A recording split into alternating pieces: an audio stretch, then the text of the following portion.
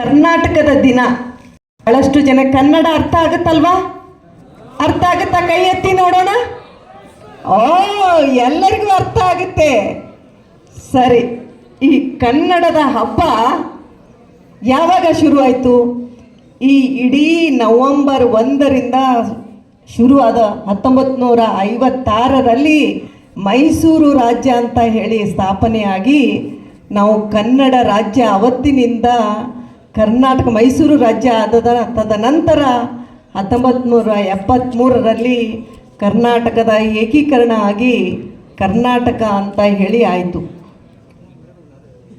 November 1ರಂದು ಅಲ್ಲದೆ ಇಡೀ ವರ್ಷ ಎಲ್ಲ ಕಡೆ ನಾನು ಏನು BL ಕಡೆಯಿಂದ ಇಲ್ಲಿ ತನಕ ಬರೋವರೆಗೂ ಅಲ್ಲಲ್ಲಿ ಕನ್ನಡ ಬಾವುಟಗಳು ರಾರಾಜಿಸ್ತಾ ಇದ್ದೀವಿ. ಈ ಬಾವುಟ ಬರೀ ನೋಡಿದರೆ ಹಳದಿ ಮತ್ತು ಕೆಂಪು. ಏನಿದ್ರ ಸಂಕೇತ? ಹಳದಿ ಮತ್ತು ಕೆಂಪು. ಹಳದಿ ಶಾಂತಿ, ಕೆಂಪು ಧೈರ್ಯ. ಶಾಂತಿ ಮತ್ತು ಧೈರ್ಯದ ಸಂಕೇತ ಈ ಕನ್ನಡ ಮಾತೆಯ ಕರ್ನಾಟಕದ ಬಾವುಟ. ತಾವೆಲ್ಲರೂ ಇದನ್ನು ಆಚರಣೆ ಮಾಡ್ತಾ ಇದ್ದೀರ. ನಮ್ಮ ಕುವೆಂಪು ಅವರು ಬಹಳ ಚೆನ್ನಾಗಿ ಒಂದು ಕವಿತೆಯನ್ನು ಬರೆದಿದ್ದಾರೆ.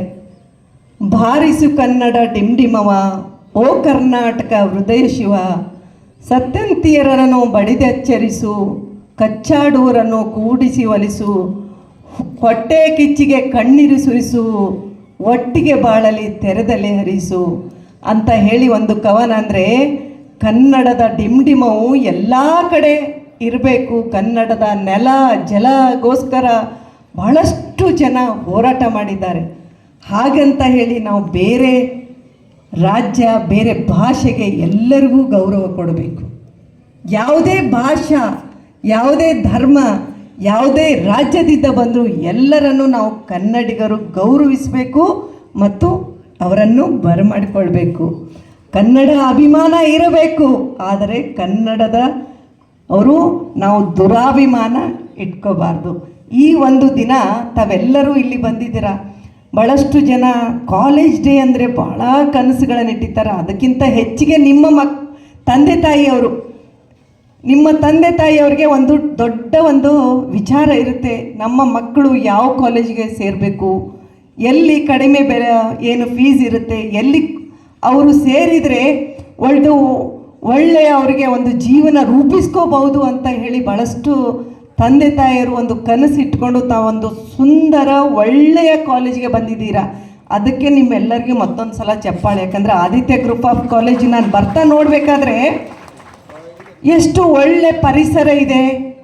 ಫ್ರೀ ಫ್ರಮ್ ಪೊಲ್ಯೂಷನ್, ಯಾವುದೇ ಒಂದು ಗಲಾಟೆ ಇಲ್ಲ. ಅಂಥ ಒಂದು ಪರಿಸರದಲ್ಲಿ ಒಂಥರ ರೆಸಿಡೆನ್ಷಿಯಲ್ ಕಾಲೇಜ್ ಥರ ಇದು ಒಂದು ಮಾಡಿದ್ದೀರಲ್ಲ.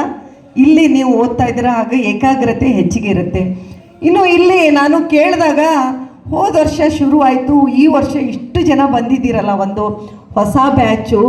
ಇವು ನಿಮ್ಮೆಲ್ಲರಿಗೂ ಒಂದು ಬೇರೆ ಬೇರೆ ಸಬ್ಜೆಕ್ಟ್ಗಳನ್ನು ನೀವು ಐ ಥಿಂಕ್ ಇವರ ಆರ್ಟಿಫಿಷಿಯಲ್ ಇಂಟೆಲಿಜೆನ್ಸ್ ಅವರಿದ್ದೀರಾ, ಕಂಪ್ಯೂಟರ್ ಸೈನ್ಸ್ ಇದ್ದಿದ್ದೀರಾ, ಇನ್ಫಾರ್ಮೇಷನ್ ಟೆಕ್ನಾಲಜಿ ಅವರಿದ್ದೀರಾ, ಎಲ್ಲ ಡಿಫ್ರೆಂಟ್ ಗ್ರೇಡಲ್ಲಿ ಇರೋರು ಎಲ್ಲರೂ ಬಂದು ಇಲ್ಲಿ ಇವತ್ತೊಂದು ದಿನ ಕೂತ್ಕೊಂಡಿದ್ದೀರಾ. ಈ ಕಾಲೇಜ್ ಅನ್ನೋದು 2 ತೀರ ತಗೋಬೇಕು. ಒಂದು, ಕಾಲೇಜಿಂದ ನಾವು ಇಲ್ಲಿಂದ ನಿಮ್ಮ ಕನಸು, ನಿಮ್ಮ ತಂದೆ ತಾಯಿ ಕನಸು ಹಾಗೂ ಈ ಕಾಲೇಜಿನ ಒಳ್ಳೆ ಹೆಸರು ತೆಗೆದುಕೊಳ್ಬೇಕಂತ ಒಂದು ಇರಬೇಕು. ಇನ್ನೊಂದು, ಕಾಲೇಜ್ ಅಂದರೆ ನಾವು ಬರೀ ಒಂದು